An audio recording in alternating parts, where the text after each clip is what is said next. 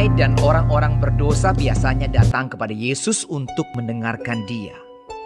Maka bersungut-sungutlah orang-orang Farisi dan ahli-ahli Taurat. Katanya, Ia menerima orang-orang berdosa dan makan bersama-sama dengan mereka. lalu Ia mengatakan perumpamaan ini kepada mereka. Siapakah di antara kamu yang mempunyai 100 ekor domba, dan jikalau ia kehilangan seekor di antaranya, tidak meninggalkan yang 99 ekor di padang gurun dan pergi mencari yang sesat itu sampai ia menemukannya? Dan kalau ia telah menemukannya, ia meletakkannya di atas bahunya dengan gembira. Dan setibanya di rumah, ia memanggil sahabat-sahabat dan tetangga-tetangganya, serta berkata kepada mereka, "Bersukacitalah bersama-sama dengan aku, sebab dombaku yang hilang itu telah kutemukan." Aku berkata kepadamu, demikian juga akan ada sukacita di sorga karena satu orang berdosa yang bertobat, lebih daripada sukacita karena 99 orang benar yang tidak memerlukan pertobatan. Atau perempuan manakah yang mempunyai 10 dirham, dan jika ia kehilangan satu di antaranya, tidak menyalakan pelita dan menyapu rumah serta mencarinya dengan cermat sampai ia menemukannya? Dan kalau ia telah menemukannya, ia memanggil sahabat-sahabat dan tetangga-tetangganya, serta berkata, "Bersukacitalah bersama-sama dengan aku, sebab dirhamku yang hilang itu telah kutemukan." Aku berkata kepadamu, demikian juga akan ada sukacita pada malaikat-malaikat Allah, karena satu orang berdosa yang bertobat. Yesus berkata lagi, Ada seorang mempunyai 2 anak laki-laki. Kata yang bungsu kepada ayahnya, "Bapa, berikanlah kepadaku bagian harta milik kita yang menjadi hakku." Lalu ayahnya membagi-bagikan harta kekayaan itu di antara mereka.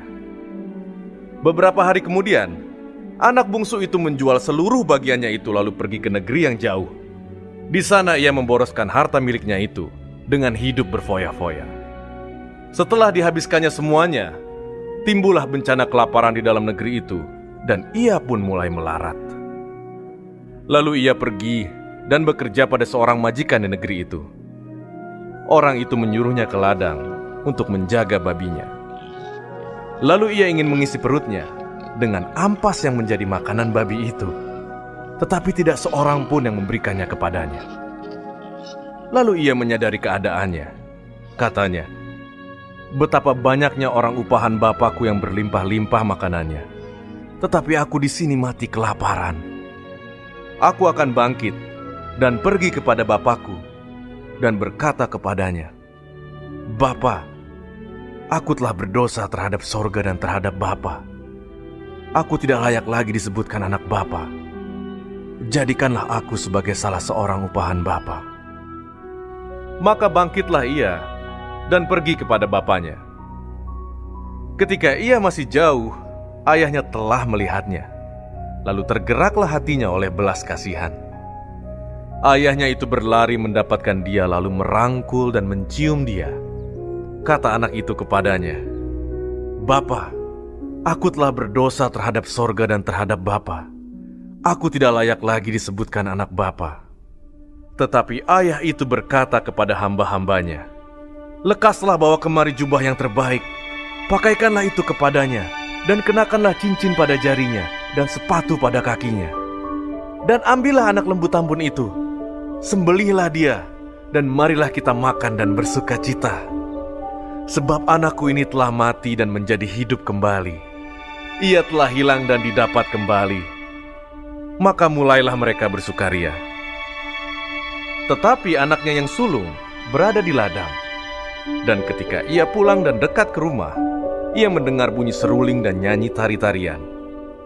Lalu ia memanggil salah seorang hamba dan bertanya kepadanya, apa arti semuanya itu? Jawab hamba itu, "Adikmu telah kembali, dan ayahmu telah menyembelih anak lembu tambun, karena ia mendapatnya kembali dengan sehat." Maka marahlah anak sulung itu, dan ia tidak mau masuk.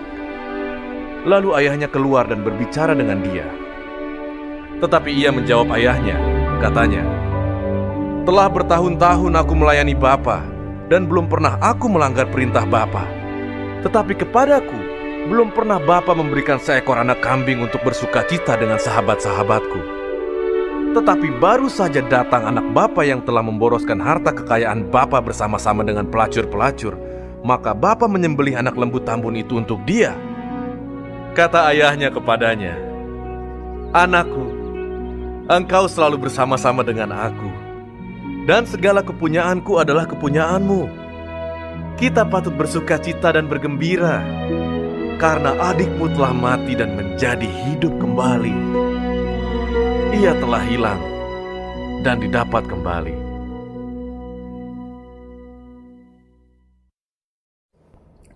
Shalom saudara-saudaraku yang kekasih di dalam Tuhan Yesus Kristus.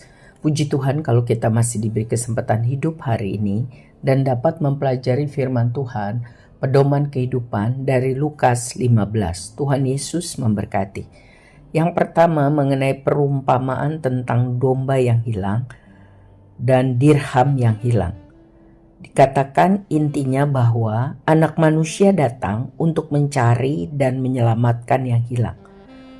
Perumpamaan ini menggambarkan bahwa tujuan Tuhan Yesus datang ke dunia untuk menyatakan kerinduan, rencananya, kasihnya untuk menyelamatkan orang-orang yang terhilang, yang diperbudak oleh dosa, dan membebaskan, membawa kepada keselamatan yang kekal. Jadi yang terpenting di hati Tuhan adalah keselamatan manusia. Tuhan dan para malaikat akan bersukacita apabila ada orang berdosa yang bertobat. Ya, tidak ada pengorbanan atau penderitaan yang terlalu berharga untuk mencari dan menyelamatkan yang terhilang dan membawanya kepada keselamatan yang hanya ada di dalam Yesus Kristus Tuhan kita. Tuhan dan para malaikat di sorga memiliki kasih, belas kasihan, rasa sedih, rasa sukacita yang begitu besar. Ya, kalau seseorang jatuh dalam perbudakan dosa, karena itu berarti mati secara rohani. Tetapi sukacita yang besar itu ada kalau seorang yang berdosa bertobat, diselamatkan. Maka sukacita yang besar itu terjadilah, bukan karena hal-hal lain, tetapi karena pertobatan orang fasik. Saudara, juga mengenai dirham, itu artinya kita harus memiliki kerinduan untuk mencari dengan cermat sampai menemukan ya jiwa-jiwa yang berdosa datang kepada Tuhan dan memperoleh keselamatan. Kita harus berdoa supaya Allah Roh Kudus memberi kita kuasa untuk jadi saksi Tuhan. Kita harus berusaha dengan tulus membawa orang datang kepada Tuhan.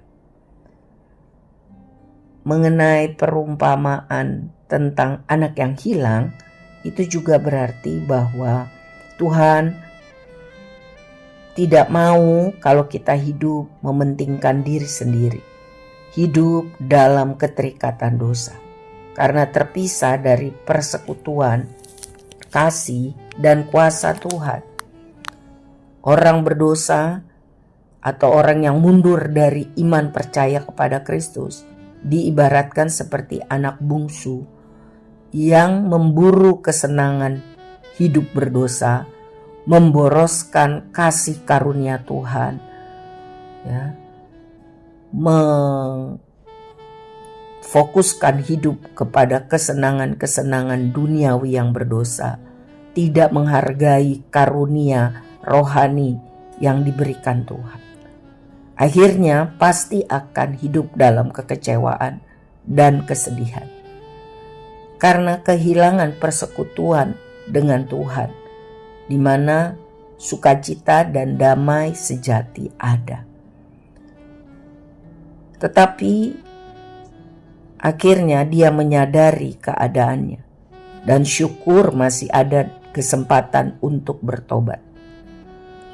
dalam kedudukan sebagai budak dosa dan terpisah dari Allah, anak bungsu itu rendah hati, datang memohon belas kasihan bapaknya, mengaku dosanya dan bersedia untuk melakukan apa saja yang akan diminta oleh bapaknya.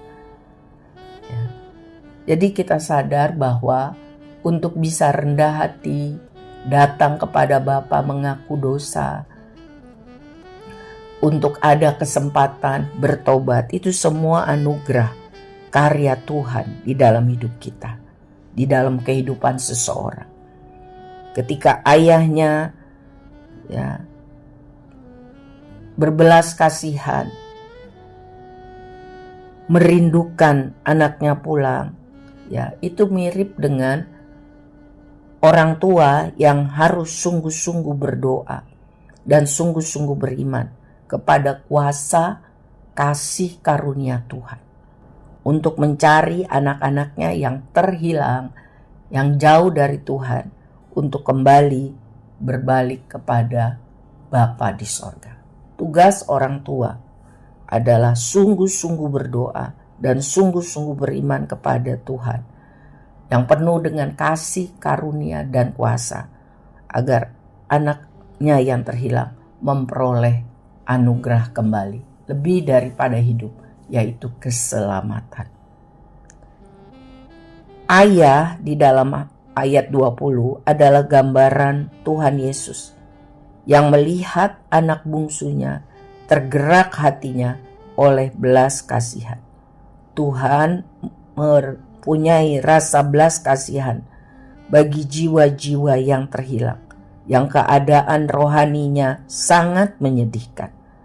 Kasih Tuhan sangat besar, sangat besar. Tidak ada kasih, kesabaran seperti Tuhan. Ketika seorang berdosa dengan sungguh-sungguh datang kepada Tuhan, mau bertobat, maka Tuhan yang memberi kesempatan itu siap menyerahkan atau mengaruniakan pengampunan, pemulihan, belas kasihan Tuhan. Demikian Kristus Yesus, kasihnya yang besar, mati di salib bagi kita orang berdosa, menyucikan dan menyelamatkan. Kuasa Roh Kudus mengajar kita untuk hidup kudus bagi Tuhan.